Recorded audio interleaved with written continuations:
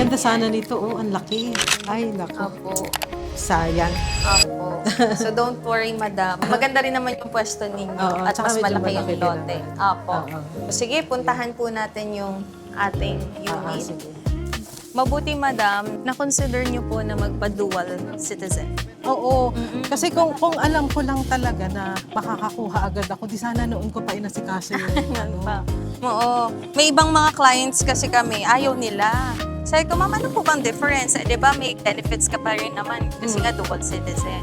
Tapos parang ina-advise ko na lang is, if you're in the Philippines na lang, edi kumuha ka ng travel insurance or mga insurances mo pag nandito ka if you want to feel more secured while you are here in the Philippines. Kaya, kasi pag dual ka, hindi ka sagot na, let's Pag say, ng nandito British ka. government, pag nandito ka. Oo, pag nandito. So anything na may mangyari, hindi ka nila sasagot. Pero yan nga, may solusyon naman eh. May solusyon naman. You can get insurance Kaya here. nga. Diba? Yun. Ina-explain ko. Kaya yung iba, na-convince ko naman yung iba. Babalikan nila ako this year. Sabi ko, sige po.